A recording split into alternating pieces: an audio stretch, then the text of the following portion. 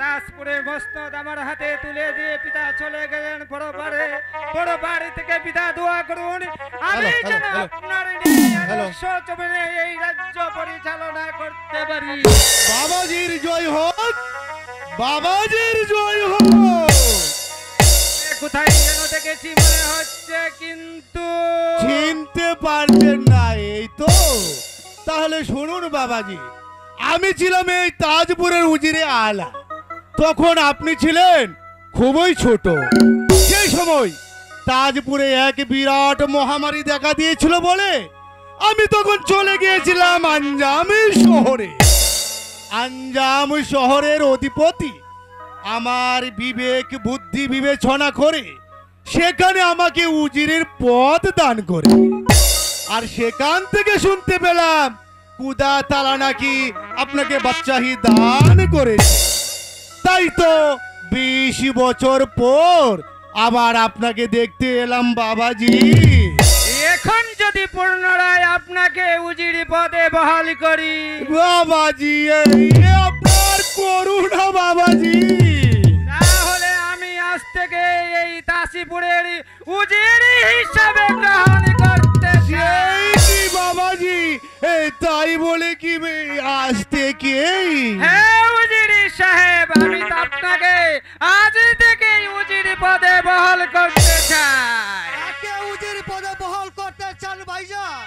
আমাদের পিতৃতুল্য ভূতপূর্ব উজিরে আজম ইব্রাহিম কাকে।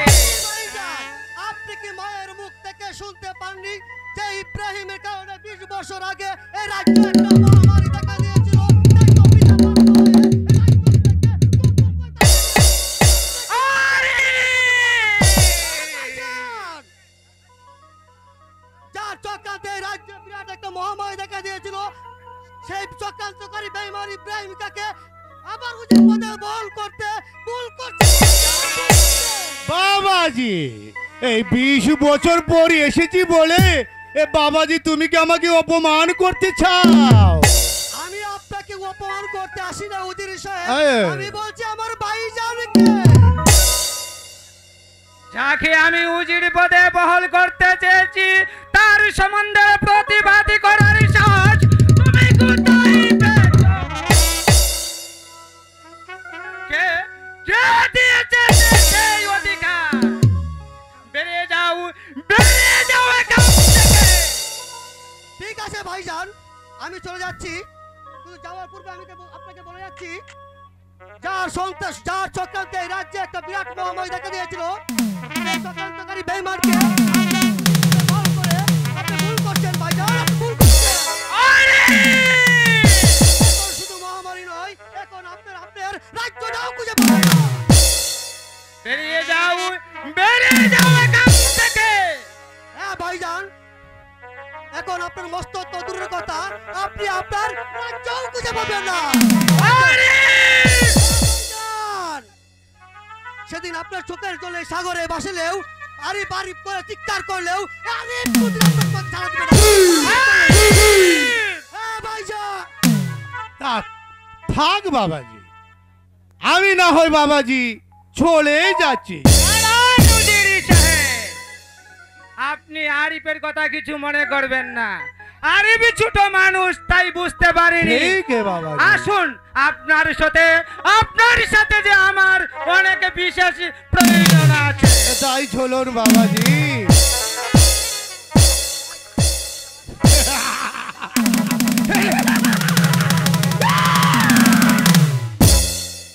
আমারও যে অনেক অনেক অনেক হিসাব বাকি রয়েছে আপনার সঙ্গে বাবাজি।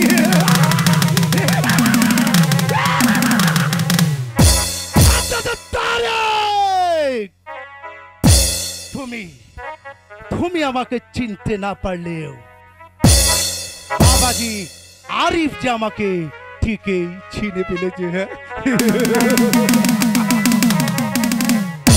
20 বছর পূর্বে তোমার পিতা চক্রান্তকারী বলে আমাকে এই রাজ্য পর থেকে আমাকে দূর দূর করে তাড়িয়ে দিয়েছিল।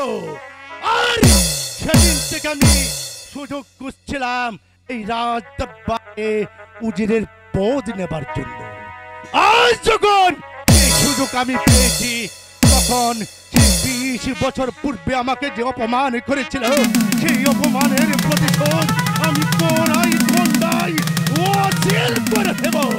তবেই বুঝতে পারবে এই চক্রান্তকারী বেঈমান উজিরে আলে ইব্রাহিম কো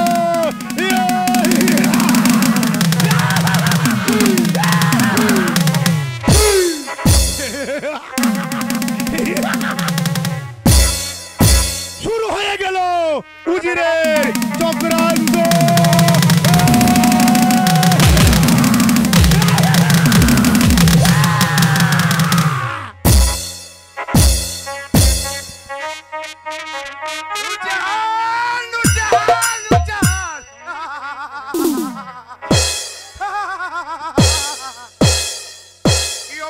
সুন্দরী অজির কন্যা নূরজাহান, তাকে আমি যেদিন দেখেছি সেদিন থেকে আমি পাগল হয়ে গেছি।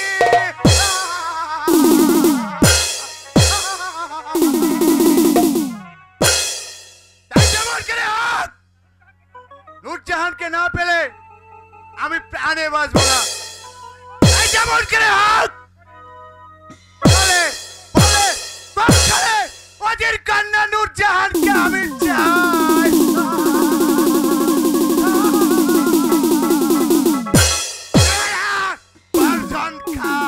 মারবো এখানে, লাশ পড়বে শ্মশানে।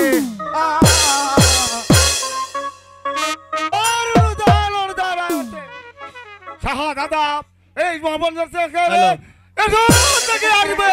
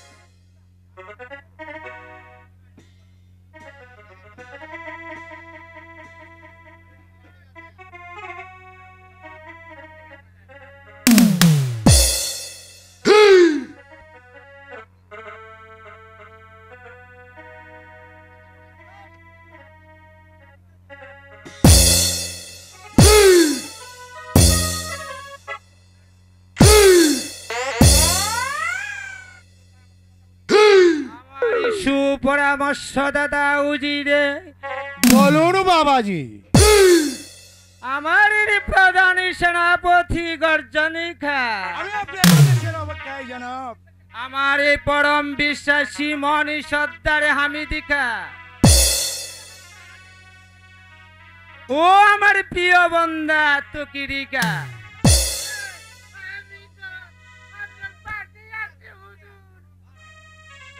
সবাই পিতা মৃত্যুর পরে আমি বসেছিলাম এই সিংহাসনে।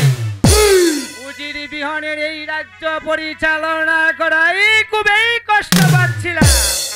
তাই তো আমি পিতৃতুল্য উজির আজমিকে এই উজির পদে বহাল করে আমার রাজ্যে কতটুকু শান্তি ফিরে আসছে আমি আপনাদের মুখী থেকেই শুনতে চাই। শান্তিতে আছি জনাব, রাজ্যের সমস্ত প্রজাদের মুখে আনন্দের হাসি ফুটে উঠেছে জনাব। ধন্য ধন্য, আজ আমি ধন্য, কারণ আমার পিতা মৃত্যুর পরে আমাকে বলেছিল, ও বাবা তারিক, আমি যদি কোনোদিন এই রাজ্য থেকে হারিয়ে যাই আমার রাজ্যের প্রজাদেরকে তুই কষ্ট দিবি না। তো আপনাদের কথা শুনে আজ আমি ধন্য। আজ অনেক দিন যাবত আমি প্রাসাদের বাইরে কোথাও যাইনি, তাই তো ভাবছি আমি কিছুদিনের জন্য শিকারে যাব, তাতে আপনাদের কি অভিমত? বাবাজি আপনি শিকারে যাবেন, এত বড় আনন্দের কথা বাবাজি। আমার কোনো আপত্তি নেই বাবাজি, আপনি শিকারে যান। আপনি কি একাই শিকারে যাবেন জনাব? না হামিদ কা, আমি একা শিকারে যাব না, আমার সঙ্গে যাবে উজির ইব্রাহিম ও আমার বন্ধা তুকিরিকা।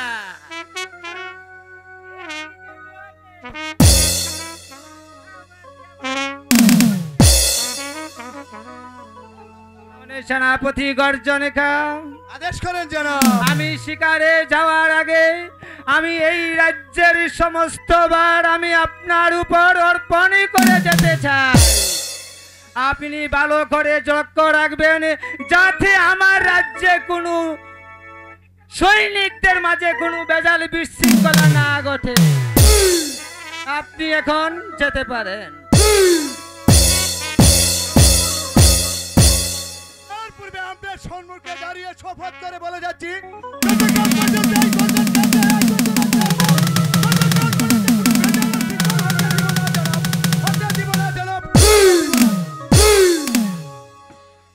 মহানী সর্দার হামিদ খা, আমি শিকারে যাওয়ার আগে এই রাজ্যের সমস্ত সৈনিকদের বার আমি আপনার উপর অর্পণ করে যেতে চাই। আপনি সব সময় সতর্ক রাখবেন যাতে আমার এই রাজ্যের কোনো সৈনিকদের মাঝে কোনো বেজাল বিশৃঙ্খলা না ঘটে। আপনি এখন যেতে পারেন।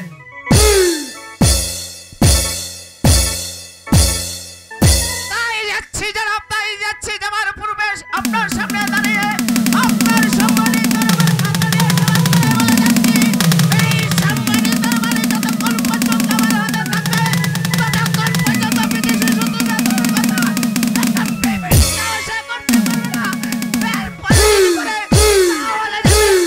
এই সবে চলেই জনাব, এই হামিদ খা বলে গেছে, এই হামিদ খা বলে গেছে।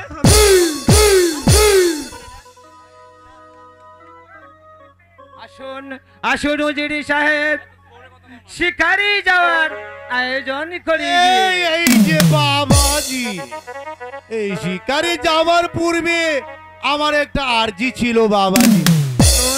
বলুন উজিরি সাহেব, আপনার কি আরজি? এই বাবাজি, বহু আশা নিয়ে আমি আঞ্জাম শহর থেকে এখানে এসেছি বাবাজি।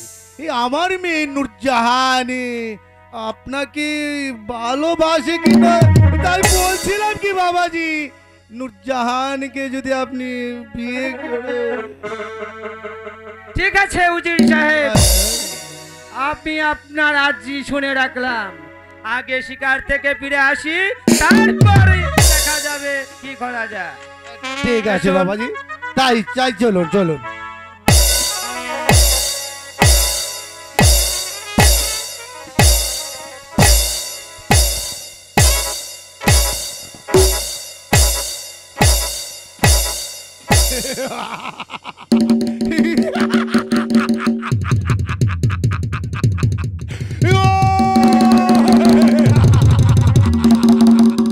আমি একটা বিষাক্ত কালনা, আমি একবার এটাকে ছুবল মারি, তার জীবনের সমস্ত আলু বাতাস হারাম হয়ে যায়।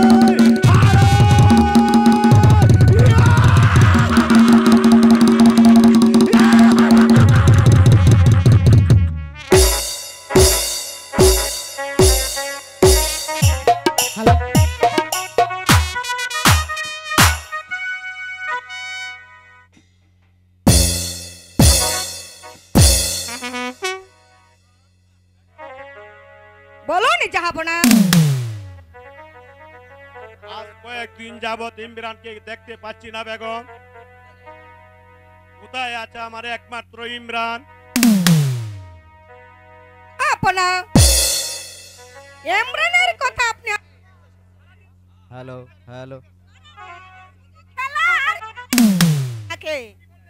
কি বললে বেগম? ইমরান শুধু সারাদিন খেলা নিয়ে ব্যস্ত থাকে, এভাবে খেলাধুলার ব্যস্ত থাকলে তাদের একটা পড়া চরম ক্ষতি হবে। এই কথা তুমি আমাকে আগে জানাও নাই কেন বেগম? জাহাপনা,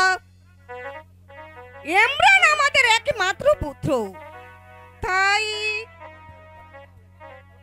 তো তাকে উচ্চ শিক্ষা লাভ করে তাকে আদর্শ মতন মানুষ করে। একটু সাউন্ড বাড়ায় দেন। কারণ আমার মৃত্যুর পরে হবে এই কাঞ্চনবনের রাজ্যের অধিকারী। জাহাপনা, আপনি কোনো চিন্তা করবেন না।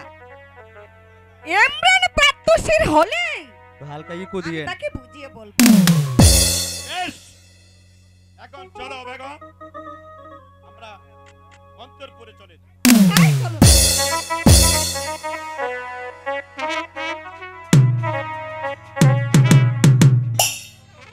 ওগো খোদা মেহেরবান,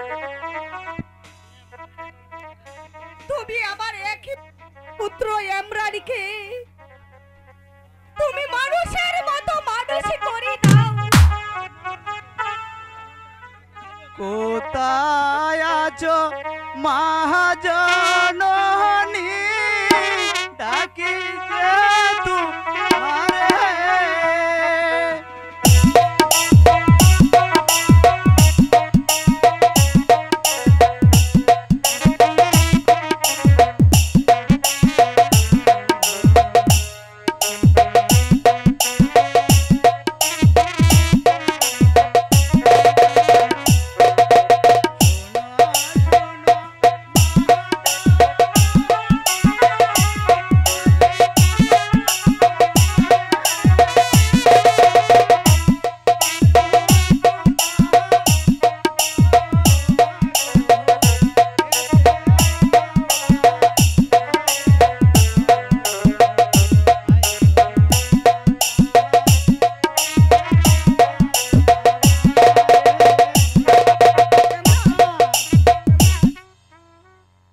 বল বাবা ইমরান,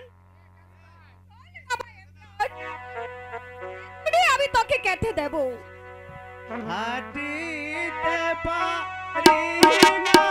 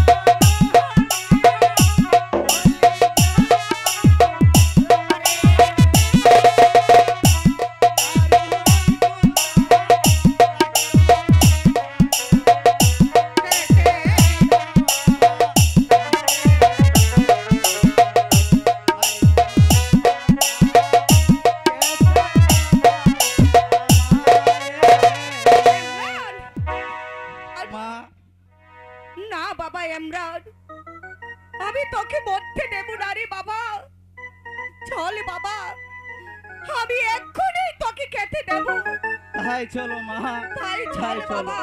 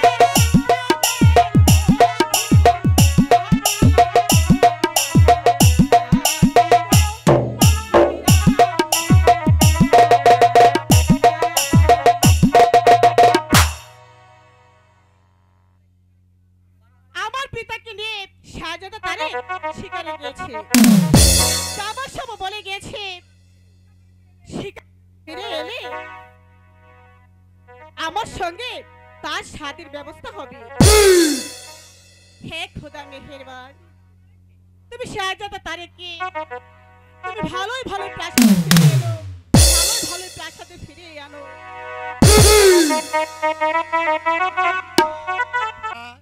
তুমি আমাকে এই সংসারে কেন গরিব করে পাঠালে? আমি অনেক হতভাগ্য। আমার মাত্র মেয়ে, তাকে দুবেলা দুমুঠো খেতে দিতে পারি না, তাকে ভালো কোনো একটা কাপড় পরাতে পারি না। এর চেয়ে তুমি আমাকে মৃত্যু দাও খোদা, তুমি আমাকে মৃত্যু দাও।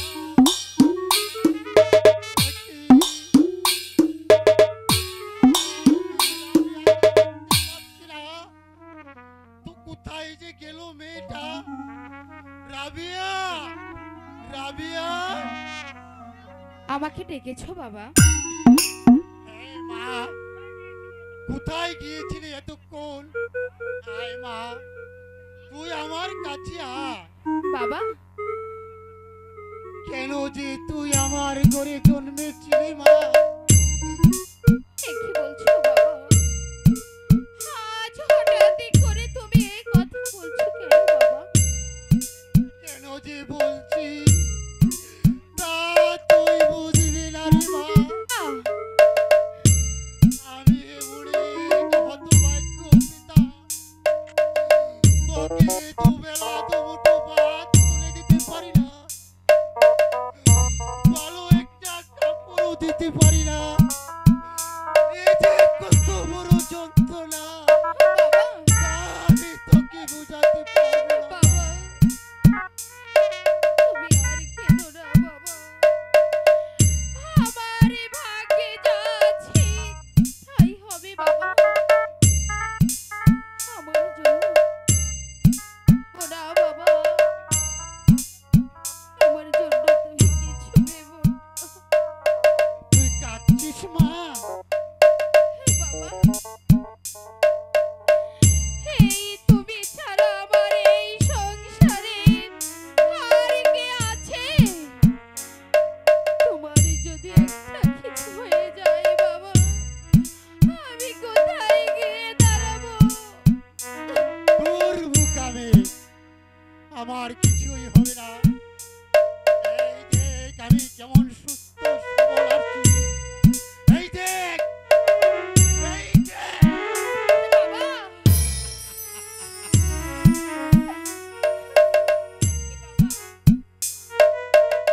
বাবা,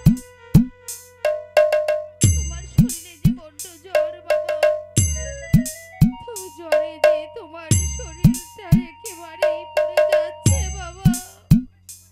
চলো চলো বাবা, এখন ঘরে চলো। নারী মা না, তুই ঘরে যা, আমাকে আবার কাজে বেরোতে হবে। এই শরীর নিয়ে তুমি আবার কাজ করতে যাবে বাবা? মারে, কাজ না করলে আমাকে যে উপোস করে মরতে হবে না। যা মা যা, আমার জন্য তুই কিছু ভাবিস নে, রোগ এমনিতেই সেরে যাবে।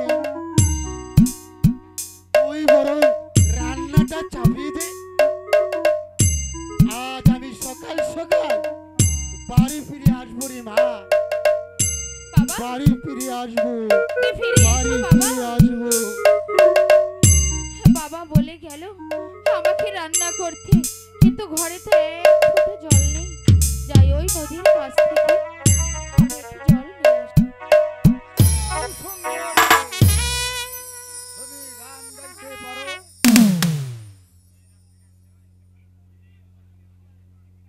একে একে তুমি ডাকাত? জি। ছেড়ে দাও। আজ আমি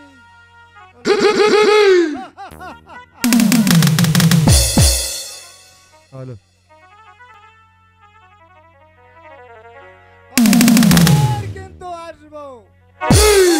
খেয়েছে না